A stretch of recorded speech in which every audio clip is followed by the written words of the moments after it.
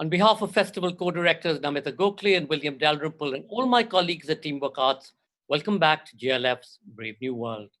Those of you who missed our earlier 50 sessions with some of the greatest writers of the world, including Laura Cumming, Madhuri Vijay, Erling Kage, Asma Khan, Zaini Minton Bedos, Nobel laureates Abhijit Banerjee and Professor Esther Duflo, Ruskin Bond, Elizabeth Gilbert, Elif Shafak, Gloria Steinem, and so many others.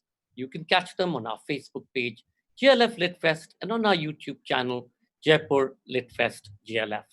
It's been an amazing 8 weeks with over 600,000 views and a reach of over 2 million people. Our official radio partner is Red FM, Bajate Raho. Our session today on GLF's Brave New World is The Shadow King, Maaza Mengiste in conversation with Nandini Nair. Maaza Mengiste was born in Addis Ababa, Ethiopia. A Fulbright scholar and professor at Queen's College, she's the author of Beneath the Lion's Gaze and a 2018 recipient of a National Endowment for the Arts Fellowship. Here she talks to Nandini Nair about her new novel, The Shadow King. Maaza Mengiste's novel, Beneath the Lion's Gaze, was selected by The Guardian as one of the 10 best contemporary African books. The Shadow King was in New York Times Notable Books of 2019 and in the Times 100 Must-Read Books. Nandini Nair is the literary and culture editor of Open Magazine. She writes on social and cultural issues.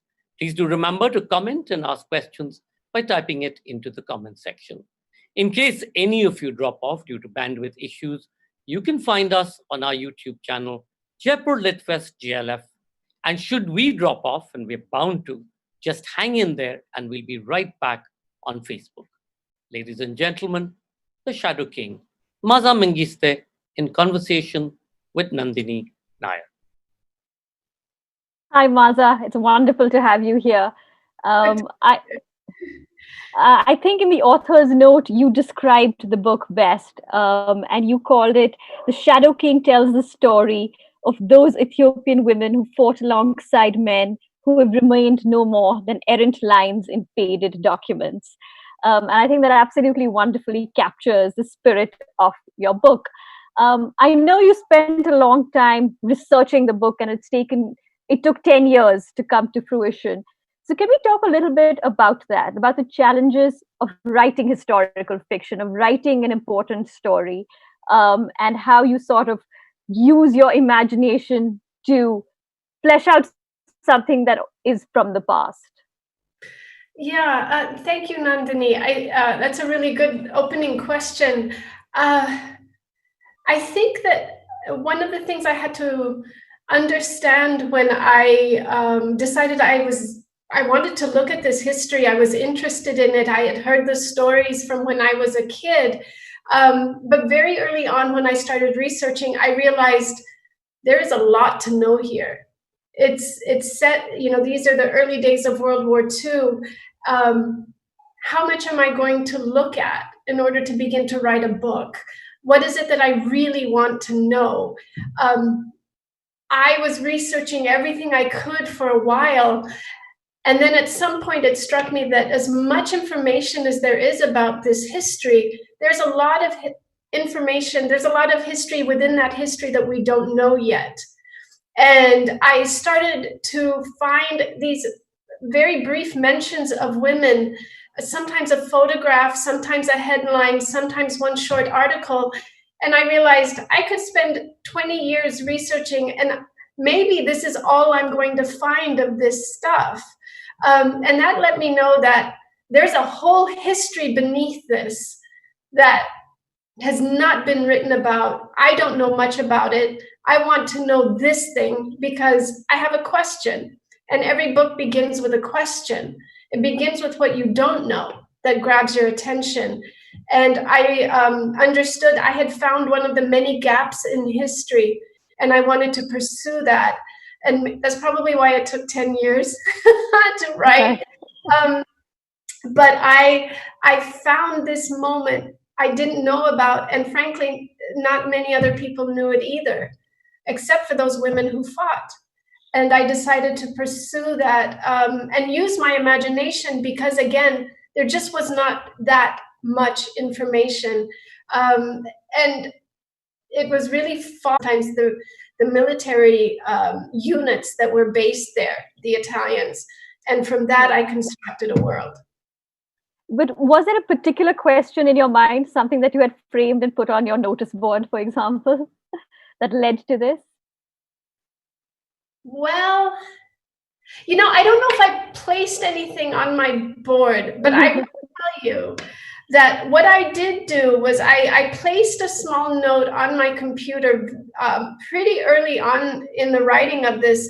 And it had less to do with the research and more to do with the writing. I put a small note that said, give yourself space to fail. Right.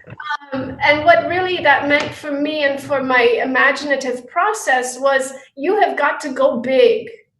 You have got to move into this territory. You've got to push your comfort levels with writing, with what you think a book can do, with what you think you can do. Right. And give yourself that room. And if you fail, at least it's going to be spectacular. I wanted a disaster, or I did not want a tepid failure. If I failed and people think I failed, let it be big. Right. And if you succeed, it's also spectacularly, right? There's no in between then. There's no in between. I mean, as for most of us as writers, as creative people, I think every project that we are working on, we are not writing that book. We're preparing ourselves for the next book. Right. And that next book should be preparation for the next book. So we continue to grow. And that's how I saw this book also. When you talk about going big, I think this book is right, because there are multiple voices. There's a chorus that's talking. Then there are photographs that are being described. There are various viewpoints, etc. So can we talk a little bit about how did you decide to create that, for example? Initially I didn't know what I didn't think that was the way that I would approach the book. But again, the minute I told myself, you cannot be afraid to fail. What is it that you want to do with this? I understood that the story of war, or at least the stories of history, of how we know a nation's history or a people's history, is recorded in many different ways. It's of course told through stories, but it's told also through photographs that we have of family members, photographs we take of certain events in our lives. That's how we create a history of ourselves.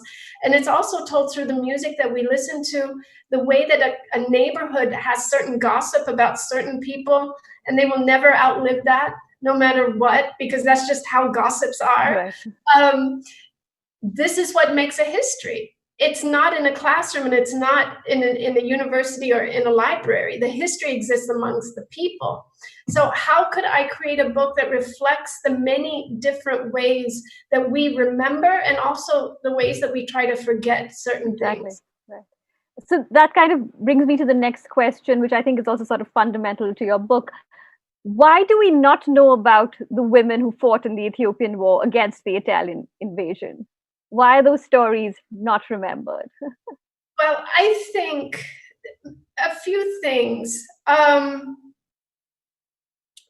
do you begin to speak of war as a man who's been to war and describe a woman fighting next to you, when war is supposed to be a way to define masculinity? How do you begin to define your own masculinity and what manhood is, if you also have to contend with this woman fighting as brave as you are next to you? And I think that these stories got silenced because no one quite knew how to grapple with them. I think the women knew these stories. I've begun to think that they knew, and they spoke to each other in the spaces of women, in the kitchens, in the homes, in those rooms where women would gather when the men would sit on the other side. And the histories got carried down because my great-grandmother went to war. My aunts knew this. I did not know it until I happened to stumble upon it. But they had shared these stories amongst themselves. And I think this is where the stories of women were kept. No one wanted to listen because war is a man's territory. I think it's fascinating. I think even in the novel, you mentioned it at the end about how you found out about your great grandmother having taken part in the war only once you had nearly finished the research of the book. And there was sort of an incident in your own family history about your great grandmother and the gun that comes into the novel, which you didn't know. It was a coincidence. So can we tell the audience a bit about that serendipity in a way? Yeah, I had gone to Ethiopia for one of my it was a last minute research trip. I was supposed to have the book almost fully edited, but I needed to go look at these locations or else I was not going to turn in that book until I could go. My mother and I went. She often travels with me in Ethiopia for my research. We drove for hours, 8, 9, 10 hours a day for how many days, traveling from location to location. And when we got back, I happened to mention to her one of the photographs that I have of one of my female soldiers and the stories that I was connecting to the locations. And she just casually mentioned, well, what about your great grandmother? And I remember it was at night and we were tired, and I looked at her and I could not believe that after all the years of research and conversation and she just casually mentioned this. And I asked her, why didn't you tell me this? She said, well, you didn't ask. Oh, wow. But she knew it. My aunts knew it. Other women in my family knew it.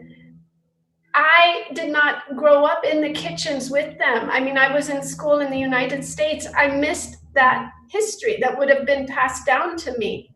But they spoke about it, but they didn't speak about it with the men. Right.